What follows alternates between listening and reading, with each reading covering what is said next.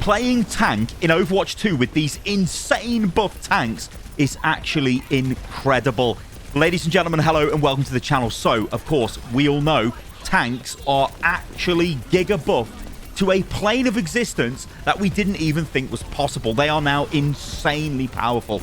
We're going to take a look at two in this video. We're going to look at me playing D.Va here, and obviously it's going to be a bit of Zarya gameplay. I believe these are overtuned and probably do need to be looked at.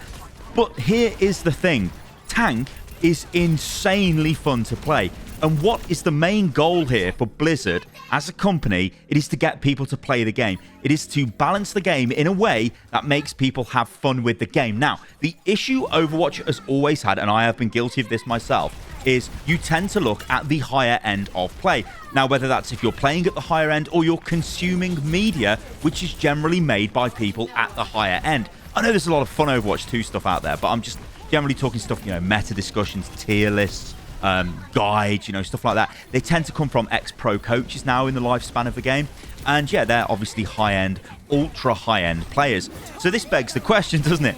What are they doing with the patch notes? Well, you read the patch notes. I'm not going to go over them in this video, but you read the patch notes and you're like, holy shit, these guys have lost the actual effing plot. They have just buffed tanks to a level of craziness. They're going to be so ridiculously oppressive. And guess what? This doesn't really solve the tank problem because you're just making tanks giga buff, right? It doesn't fix the game. It doesn't fix the balance of the game. It doesn't fix the flow of the game. It doesn't fix why people are not playing tanks, which is because it felt frustrating that the enemy tank had countered you and, you know, you had to counter swap.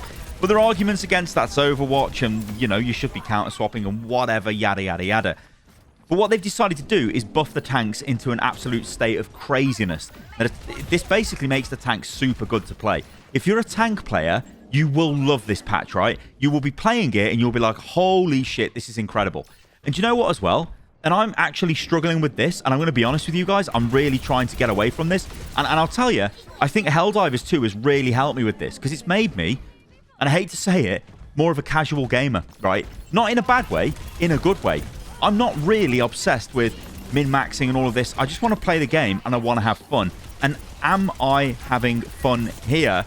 The answer is a massive, categorical yes. So have Blizzard done the right thing by giga buffing the tanks? Well, this is where it gets complex, right? So yes, of course, it is fun to play if you're a tank player. But, and this is the massive, massive but, and we do need to take this into consideration. And I mean, I don't take this with a pinch of salt either. You need to really be aware of this. It's early days. It's literally, the patch has been out for like, what, 12, 13, 14, 15 hours. We're not sure what this is going to do to the game long term. We're not sure what it's going to do to other roles in the game.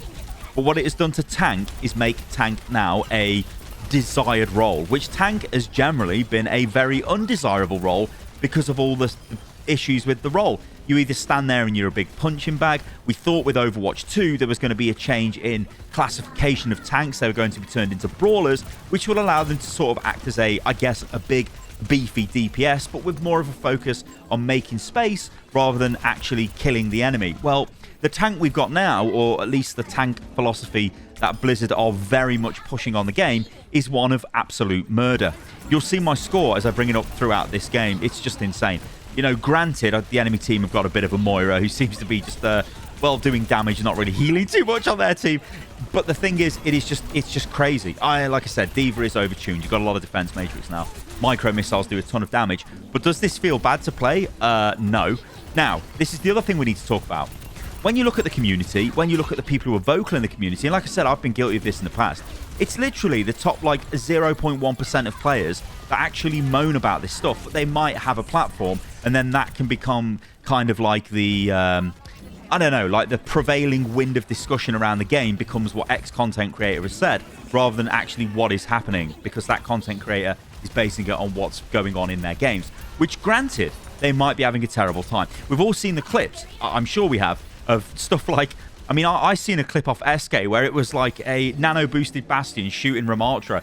Ramatra's not even dying. It's like, what? I've seen the ones with Mauga where Mauga pops his ability and then he just suddenly gets all of his cardiac overdrive and he gets his health back really super quick, and it's insane how much health he gets back. And it's like, what is this? In a vacuum, in a test tube, they look insane. But how does that translate into the game? This is things we kind of need to work out through playing the game. But I think the fact is, on a surface level, with the games that I've played, these heroes feel really, really, really, really damn good. Really damn good. On paper, I read them and I was like, what are Blizzard doing? They don't know what tank is. Because what is tank? Well, I mean, this is the Overwatch 2 world where it's 5v5. You've got one tank. What do you do with a tank? You either make the tank a raid boss, which is what they've done, or you make the tank weaker and add another tank to the game. No, or the other option would be to turn it into the brawler, which they were going for before. Obviously, that hasn't worked, right? You've got to think, right? If you're Blizzard, what do you want people to do with your game? You want them to play your game. People have got a massive power fantasy with Overwatch. You're playing literal superheroes, right? You want to feel like you are a friggin' badass, and I think they've done it. This is a very bold move by Blizzard, though. Be under no illusions. But you know what, right? If you completely erase the esports scene from your mind, high-end competitive gaming, this is great. This is actually great. And it might even be great at those levels. We don't know. They'll need to work out the metas and whatever they end up doing. But who cares about any of that, right? On the standard level of your average everyday player, if you play tank now, you will feel like a goddamn badass and your score will be insane, especially if you play Broken Diva like I have in this gameplay clip here. I mean, 24 eliminations and no deaths. Also did the most damage. Yeah, Diva's really, really strong. She's just insanely good. Probably the best dive tank at the moment, I'd say, easily. But yeah, this is the world that we live in, right? You're Blizzard. What are you trying to do? You want people to play your game. You're not just going to go, okay, you know what we'll do? Let's, actually, no, before I even go off on that tangent, this feels like an experimental patch. We'll see a little bit of Zarya gameplay here, because Zarya's really strong as well. Probably should have played Diva on this map, to be fair, but whatever. Zarya's really good. The game is like... What do you want? Like, what actually do you want from this game, right? If you want people to play the game, they need a power fantasy. Do the other roles have a power fantasy at the moment? Well, maybe. Will the other roles get kind of a bit pissed off with tanks being so incredibly powerful? I don't know, maybe. I think DPS can still kind of deal with tanks, but tanks obviously have had a whole host of buffs, things like armor, things like the reduction in the DPS passive, to tanks specifically, tanks not having to deal with crit damage to the heads, all of this stuff. It like adds up and it makes tanks incredibly tanky. And this is the world that we are in. It is Blizzard saying, you know what? You want to be a tank? We've literally made you a tank now. You have got tons of survivability, and you will notice this. You play the game, you will notice this, that you can stay in a fight much longer, much longer as a tank. That lets you do more stuff. But we're also giving you a load of other options. Diva, for example, you're going to do loads more damage. Zarya, for example, you are going to do a shit ton of damage because your bubbles last a ton longer now. So it means you get more charge, right? Or you've got more chance of getting charge, I should say. They still go up to the same charge amount per bubble, but you still, you've got more bubble up time. I guess that's the way of looking at it. It's insane. It is actually insane. But going back to the point of this feeling like an experimental patch, it really does. This feels to me like something that if you were balancing the game purely, and I mean purely for esports and that type of thing, there is no way Blizzard would have done this. But there is a very strong argument that the entire esports ethos of Overwatch in the past was quite detrimental to the game anyway. When we go back into the Overwatch League years and what happened to the game through that period of its balance, which was whatever. We can argue that until the cows come home, I think, or the Orisa comes home.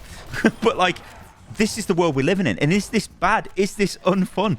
I'm going to be honest, guys. No, this is actually quite fun. What will Blizzard do to this? Will Blizzard just say this is the new normal? Do you want to play tank, guys? Go and play tank. You're going to be the one who's the main focus, the one that can make the main plays, the one that can probably do the most damage. You are the tank. You are the hero that can take the most damage. Crazily, you can probably do the most damage.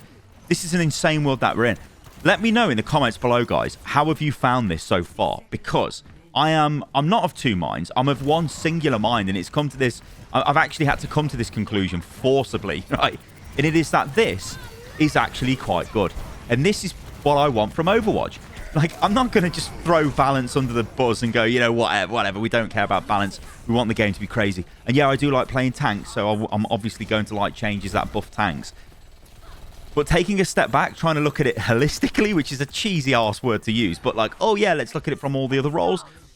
Does it even need to be done? Is this the world that we're in with Overwatch, where they just have, well, this is the tank season, we've had support season, we've had DPS season, we're probably going to go back to tanks support season after this, because we're getting a new support, so we'll have GIGA buffs to support, and that's just the world that we're in. And is it a bad world?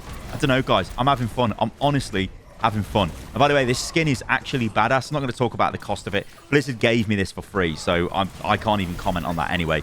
But it is a good skin. And in fact, it was probably the Ram one's probably the weakest. But whatever. Guys, let me know what you think about this in the comments below. And yeah, I'll catch you a lot on the next one. But I don't think this is as bad as people are making it out to be. I think actually it's quite good.